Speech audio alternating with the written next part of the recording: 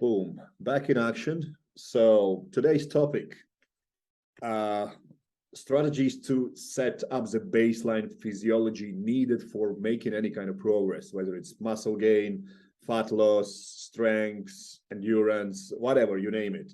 There will be always some kind of baseline. It's like learning to drive a car. You need to know how to bloody open a door to get in a car first.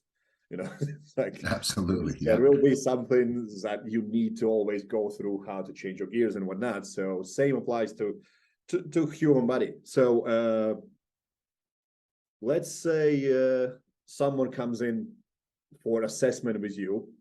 Someone knows already what you are working like and whatnot. What would they need to do for them to even start working with you towards strength, fat loss, all those kind of things? What would be the baseline? You would say, hey, let's check this. Let's say heart rate variability or resting heart rate or whatever. And then this is what we're going to do to improve that, because I want you to be at this stage first before we do anything going forward. So what would be the first step you kind of say, hey, let's assess this?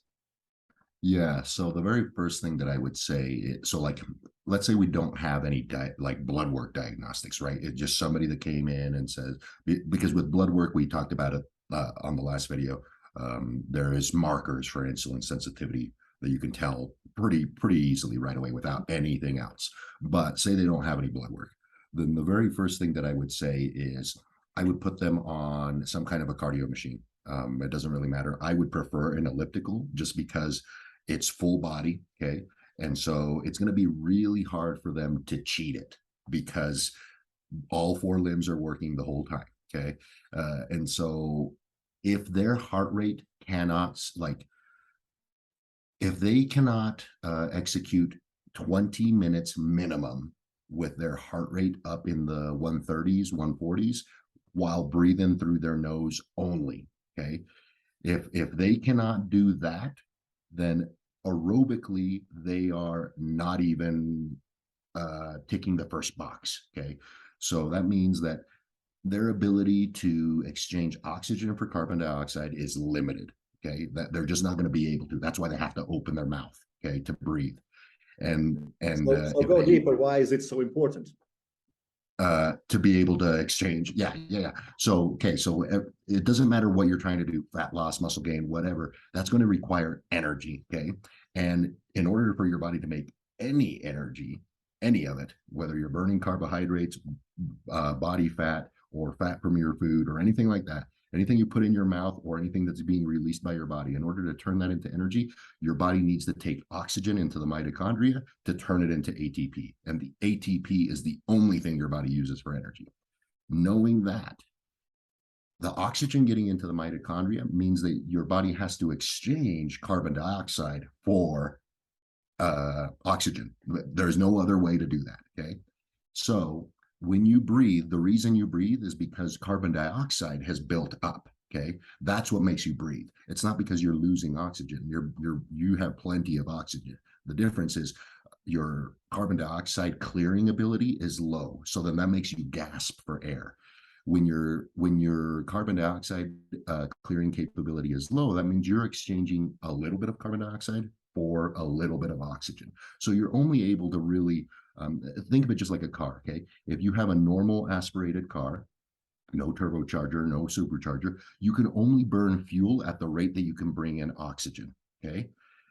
When you increase the rate of oxygen, that's what a turbocharger or a supercharger does, then you can burn more fuel. And now you can start putting better fuel in the car. You can start putting faster fuel injection in the car, so now you can eat a lot of carbohydrates, let's put it that way, because that's a really quick fuel, and you will burn through it because you have the ability to match it with oxygen.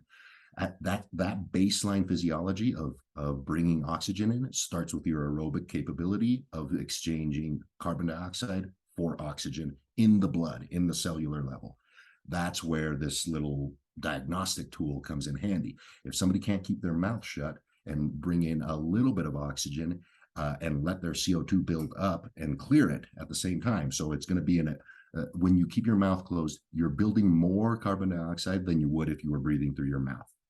And if that causes you to gasp, that means you're not able to exchange as much carbon dioxide for oxygen. So it's a little telltale to let you know how good are they chemically in their body able to exchange carbon dioxide for oxygen.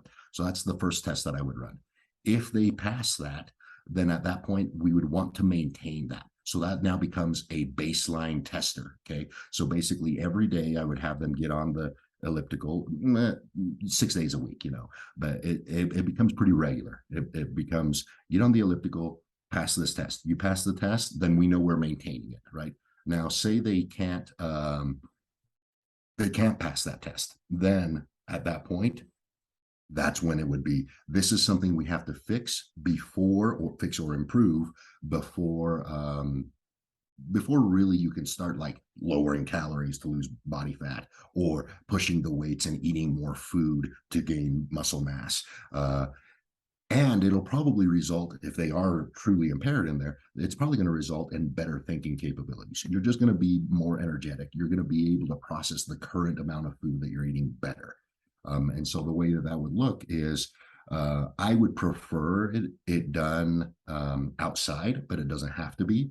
And it really doesn't matter the time of day, but the minimum would start to be wherever, let's say they failed the test. They can only do it for 10 minutes, right? Breathing through their nose. Then what I would do is I would lower their intensity. So we would take a baseline of how fast they're moving, right? And then I would probably cut that back by about 25%, and I would make them execute the full 20 minutes breathing through their nose exclusively so that they can get used to staying calm, keeping their heart rate as low as possible while still executing the movement. That way their cardiovascular system and their muscular system isn't what's derailing the effect. And what I mean by that is if they're having to contract their muscles really hard to execute that level of intensity, that's automatically going to start shutting off the circulation to those. That's what a muscle contraction does. That's why you get a pump in the gym, is every time you contract, you actually suffocate that muscle. But if you can maintain it relaxed where there is no muscle suffocation and there is no pump, you don't get a Charlie horse, you don't get a lower back pain or anything like that. That means the level of intensity is something that you can maintain now. And that's the whole point. We want to maintain that level of activity for at least those 20 minutes. I shoot for a baseline of somewhere around 25 to 35 minutes, 5 days a week.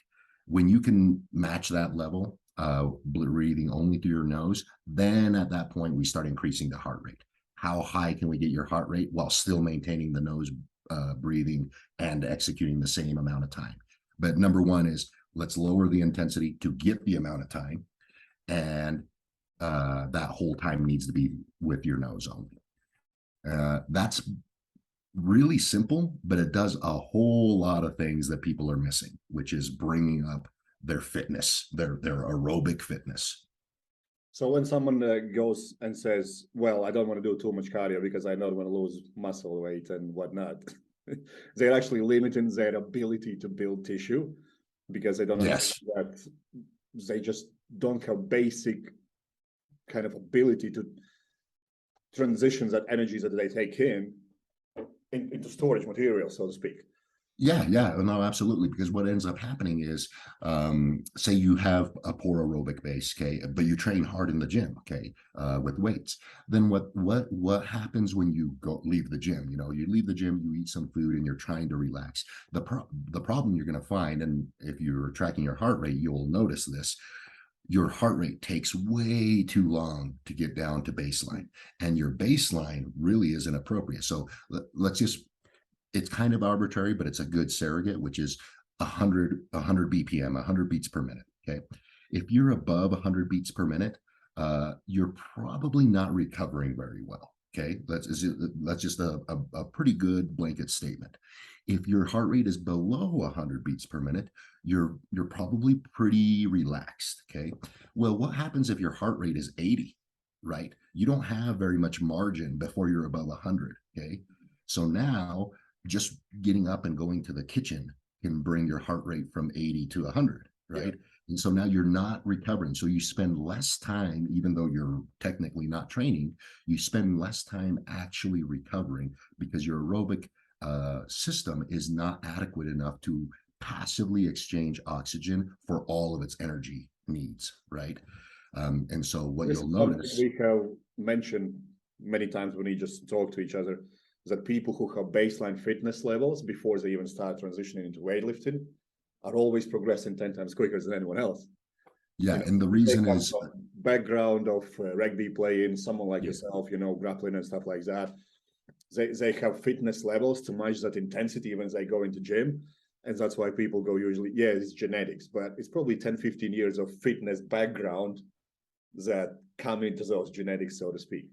oh, yeah, absolutely. Because that's the other thing, since you mentioned it, everybody says, oh, it's genetics. They're genetically predisposed, blah, blah, blah.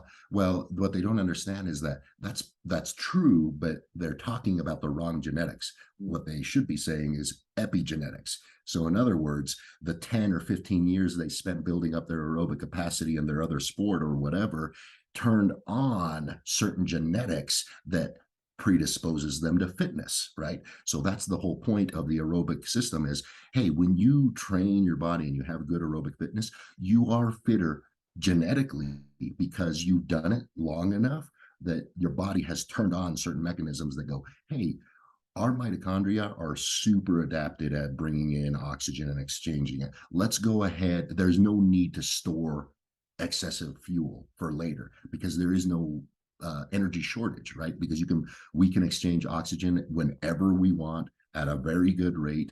This person's eating plenty of food. There's no reason to really hold on to body fat unless we truly do have excessive energy consumption.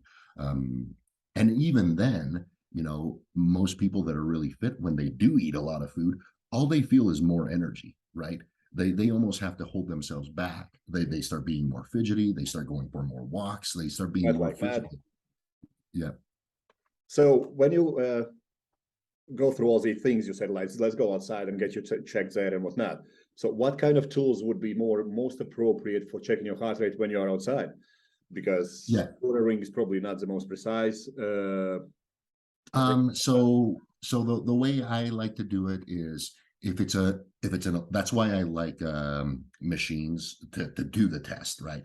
Now the actual prescription will get out there and do it. I'll touch a little bit on that. But so for the test itself, I just go to a machine anywhere. I don't like especially, we're talking about people that are probably going to have their own cardio machine, right? And it's usually going to be a high-end cardio machine. So I just default to the machine. Hey, let's use the machine because that's the thing that we're going to retest anyway, right? And so that's kind of takes care of the testing.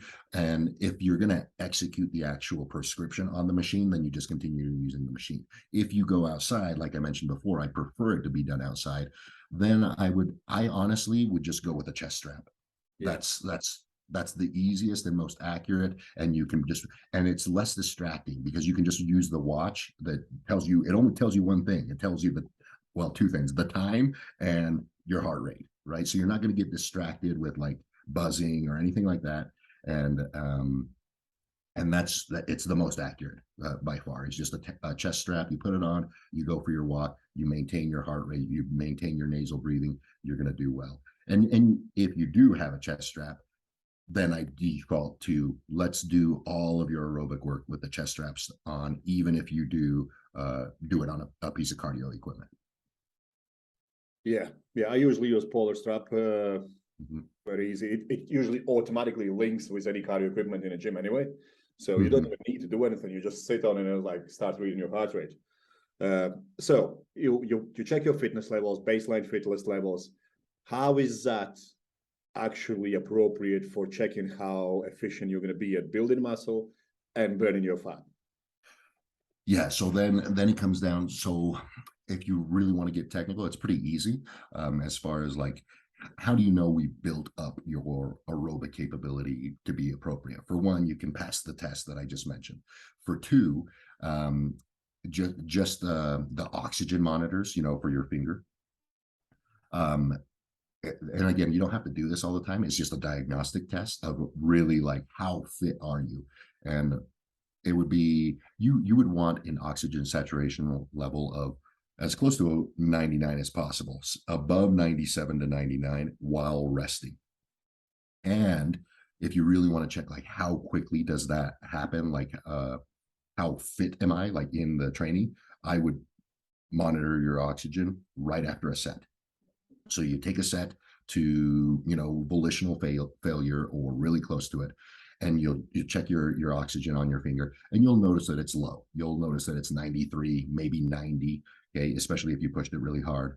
And then the time that it takes to get back to 97, the shorter that time becomes, the more fit you are and the more capability you have of building muscle tissue and burning body fat. That's like the final test. Hey, if your oxygen saturation level after a hard set of, let's just say 15 or so to failure, comes back to baseline within 2 minutes, that's pretty damn good.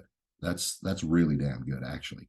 And that right there starts to essentially clear you of you're not being hampered by your aerobic capacity anymore. So then at that point in time, now it becomes, okay, how hard are you training? How much food are you eating? And that sort of stuff, respective to your goal, whether it's building muscle or losing body fat. That's when the stuff that people like to talk about, supplements, the type of diet that they're using, that's when those things matter. And only then, right, is when you're fit enough that the only thing that starts to affect your results are your efforts and the things that you're putting in your body. So you cover baseline fitness levels. That's one of the physiology needs that anyone should have. Because too many people, they just jump in, hey, let's start lifting weights. What's the best program? What's the best diet? But you are not even ready for any kind of changes because your body is just not there. Like no matter what kind of diet or training routine you follow, your body is just not ready to do any changes first. And and that's much longer than necessary if you does. don't take care of that. Yeah, absolutely. And that's what I was going to mention is people that don't take care of that, they're the ones that go, I've been following this program and this eating regimen for, 2 months and I haven't seen any results. And that's probably because those first 2 months were just your body trying to build up its fitness, right? It wasn't actually prepared to make a change. The only change it could make was, hey, we need to get fit enough to do what this guy is doing or even attempt to, right? And that's what you'll start to notice is if you are not making, like, you're honest with yourself, your efforts are high, your training is on point, and your eating is to the program, but you're not seeing any results, it's almost not the program's fault, and usually not, unless you're doing something really weird, it's usually not your diet's fault if you're actually sticking to it. It's usually, hey, we missed the first step of getting fit. And it's taking your body some time to get fit, just like normal, right? And I do this with I've done this with clients that are new to me, that I don't know much about them. I don't have any blood work. And for more or less, they're normal people. They're not ex-athletes or anything like that. We spend probably the first 2 to 3 months, they're training, right? But the training is not my main focus. My main focus is, hey, have you done your cardio today? Hey, have you see what I mean? Like, that's what I'm actually asking them every single day, every single week. And then after about 7 weeks, then they go, oh yeah, I've been doing it, and it's 6-7 weeks of consistent cardiovascular work. And they're like, I feel good. I feel like I have a lot of energy. And that immediately, when they start telling me that feedback, then I go, okay, now it's time to really put the pedal down. And I start changing their weight training program to be more aggressive. I start changing their eating habit a little bit more. At first, I'm just trying to, it gives me an opportunity, those first 7 weeks of getting them fit, it gives me an opportunity to find their true maintenance calories. I'll lower it a little bit, and I don't expect their body weight to change. I'm actually just trying to find where their actual maintenance is, because most people are actually eating slightly in a surplus. That's why they gain 10 pounds over the next 3 years and they can never lose it, is because they're actually eating like 300 or 400 calories more than they should anyway. And so while I'm getting them fit, I bring their calories down and I start seeing, oh, their body weight starts to move a little bit at this calorie load. And sure enough, it's usually 300 or 400 calories than when they started. And they think they're in a deficit, right, this whole time. And then finally, when I do lower the calories, I'm like, now you're in a deficit. You were just in maintenance. I was just finding where your calories are actually at. Um, and if and again, this process can be sped up a little bit with some diagnostics like blood Yeah. work and a DEXA scan and stuff like that. One But of the things that maintenance of theirs was perceived by just calculations and never really running the baseline. Hey, am I fit enough for these calories?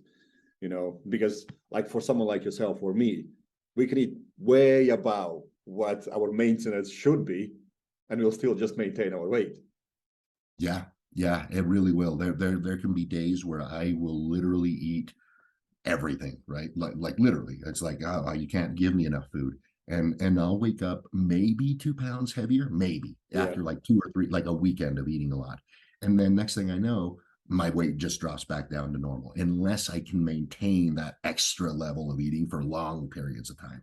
The other thing, this is also important, especially for people that are muscular, but they've neglected their aerobic capability, is, hey, I cannot like not eat. Like if I stop eating, I lose 10 pounds, right? Or if I dramatically, that actually also being fit enough also circumvents that.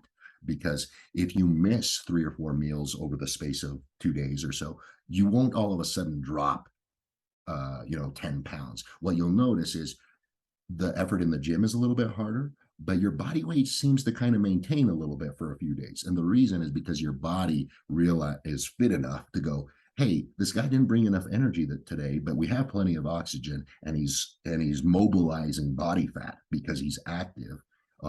So we'll just burn a little bit of his body fat to make up for the calories. Yeah. Now, you can't do that forever, especially if you're kind of lean, right? But it does circumvent that. So that's relevant for people like you that travel a lot, right?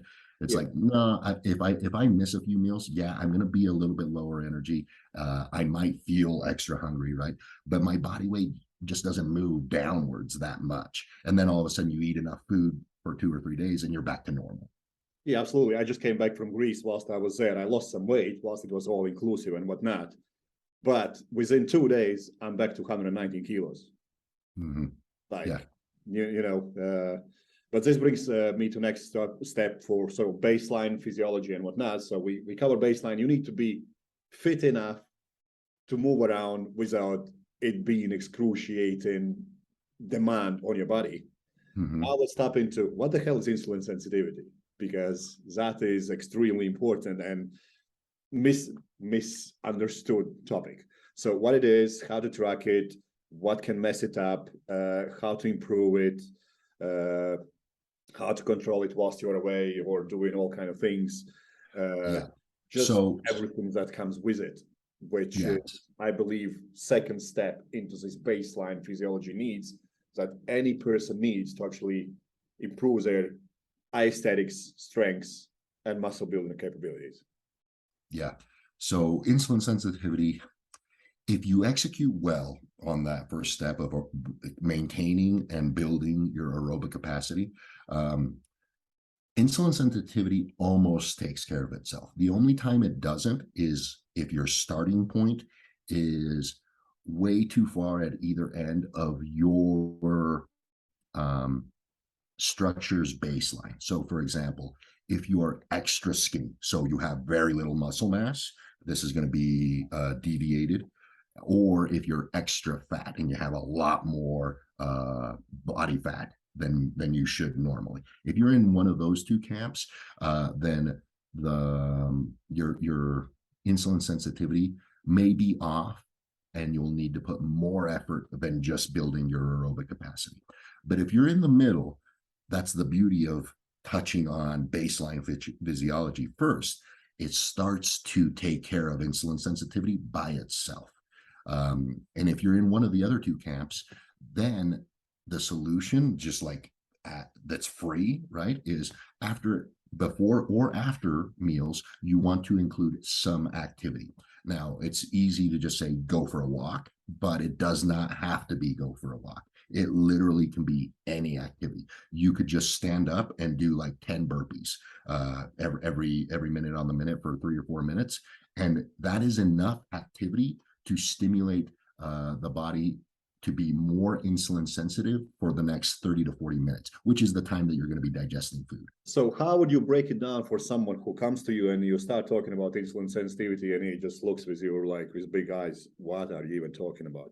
Yeah. So insulin sensitivity is your ability to use mainly carbohydrates, but it doesn't have to be carbohydrates, for fuel into the muscle cell. So step back, the first step was, let's make sure that you have enough oxygen to go into the cells to manifest all the chemical changes.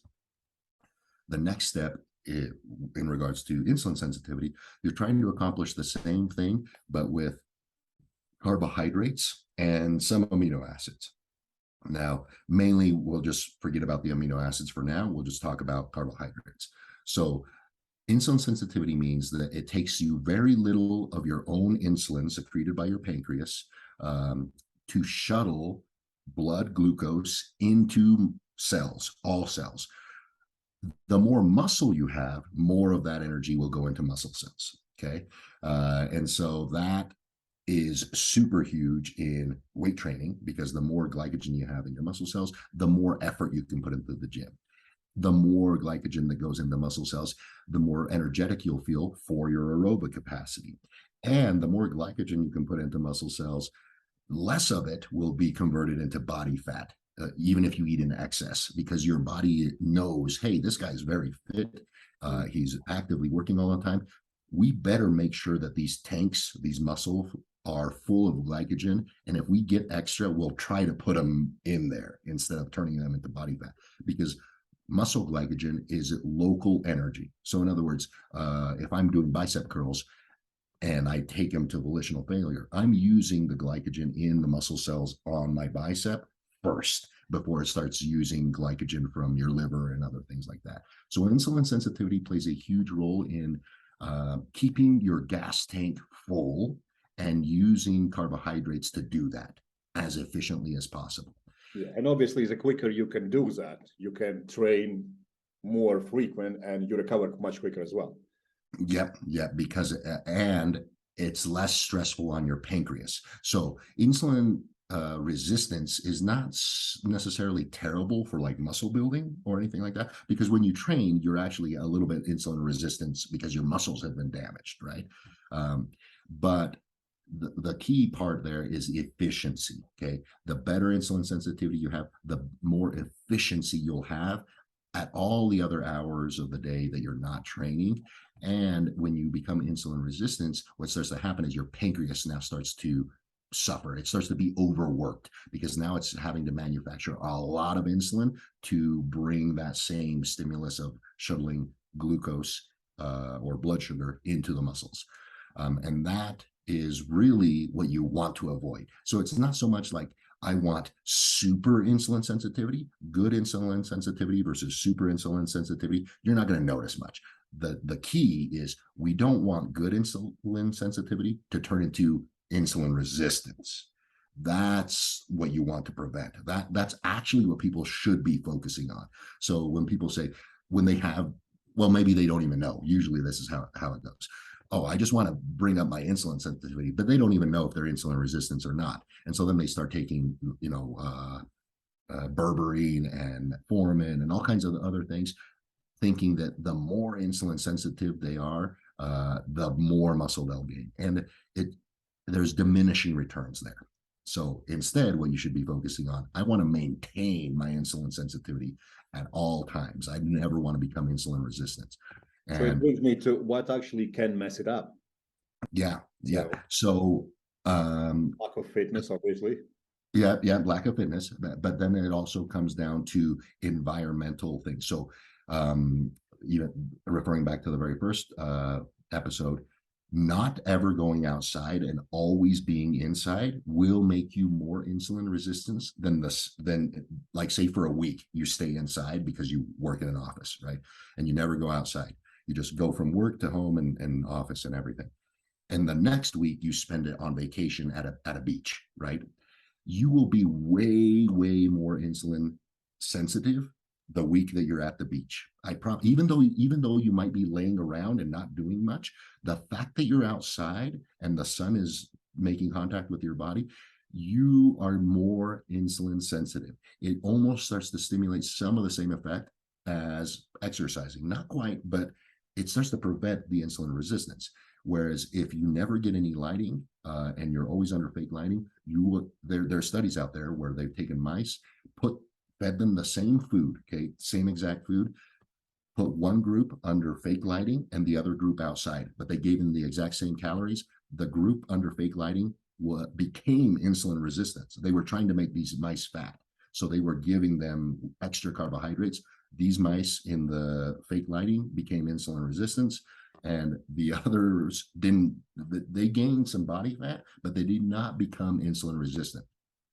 So when they removed their calories, they went right back to normal. When they removed these people's calories, they struggled, or these mice's calories. And that's because they had messed up their insulin resistance. That's really the thing you want to avoid. Once you become insulin resistant, it takes a lot more effort than just maintaining it, right? So that's where you want to avoid that. And so that's one of the main things, especially in modern environment. Everybody's under fake lighting. Everybody seems to work in an office building or remotely or whatever. So that's actually probably one of the biggest life hacks, is actively get outside at least 2 hours out of the day, minimum. Like there isn't an excuse not to do that. And there will be a lot of excuses not to do that. I don't have time, I got this, I got that. And I'm like, if you have kids, you don't have excuse to not do that. Just get them outside. Why would you want to sit in the home with your kids all the time? If you have animals, that's great thing. And I would also challenge people, like we have all these studies now saying, oh, whatever, you don't need to do fasted cardio and this and that. Yeah, it's great. But when you go for a walk in the morning, it not only sets you up physiologically, like you mentally clear your head out as well. Yes. Which lowers your stress, which also improves your insulin sensitivity. Yes, and that's the other thing. So I was going to lead into that. So there's the environment, and then there's the internal environment. How stressed are you? Because stress brings up insulin resistance. That I mentioned this briefly. When you weight train, when you exercise, you become insulin resistant for a period of time because you stressed your body. So that stress, your body doesn't distinguish that. It can be emotional stress, it can be mental stress. So de-stressing also increases your insulin, or reduces insulin resistance. That's a better word to say. So the less stress you can be, the more aerobically fit you can be, and the more outside time that you get, like if you can cover those three like pretty well consistently, so that's the key. Hey, the majority of my week I do this right, then you're already way further along than most people. So I aim for 5 days out of the week, try to be perfect in those three. The other two, kind of do whatever you need to do. If you can manage that, and you can manage it for 4 or 5 weeks, then you're already building habits. If you can do that for 4 or 5 weeks, you're building excellent habits, and it's only going to get better from that point. Yeah, and I think there isn't much really to kind of touch up on baseline physiology needs. You just really need to be acknowledge that you might not be as fit as you think you are, and it doesn't take as much effort to change that as you think you do. No. Then No, it just takes consistency. It really, that's all it comes down to is, hey, I do this to clients. I want you to set an alarm for, this is when you go on your walk, because we look at their schedule beforehand, right? We know, hey, on this day you do this and this, and we look, hey, you can fit your walk here, you can fit your outside time here. Set an alarm. Don't just count on your brain to do it. Set an alarm. When the alarm goes off, you don't have to worry, do you have time or not? You already pre-scheduled it, right? So now it's just a matter of doing it, and your alarm is going to tell you when not to forget, right? That's actually the very hardest part, but it's the first thing that you need to take care of, is put it on autopilot. And what you'll notice is your brain and your body is damn good at knowing you, okay? You do that for 3 weeks on a schedule with an alarm, you can forget about the alarm on the 4th week. Your body will naturally be like, I'm feeling edgy, I'm feeling hot, what the hell's going on? And then you look at the time, you're like, oh, it's time for a walk. It literally, it happens to me all the time. Like I don't set an alarm for my physical activities anymore because my body automatically starts heating up and making me uncomfortable. Is if I'm sitting, I'm like, what the hell is going on? I'm sweating for no reason. And then I'll look at the time and I'm like, oh, I got to get ready to go work out. Yeah. Yeah. So yeah, that pretty much is really how you set up the baseline. Yeah, and I think that really ties us into like expanding topics on a bit more detail in following videos. I think this was a great to just tap into, hey, these are the things that will make the biggest changes in terms of how efficient you are at getting results. If you don't cover this, don't go anywhere. Yes. Get this covered first before you start looking into diet efficiency, training plans, and so on and so forth. Yeah. So. Yeah. Absolutely. No, thanks for your time again, David, and we're going to carry on in next videos. So this was touching up on baseline physiology needed to get any results from prima training and whatnot, and we'll catch up on next video.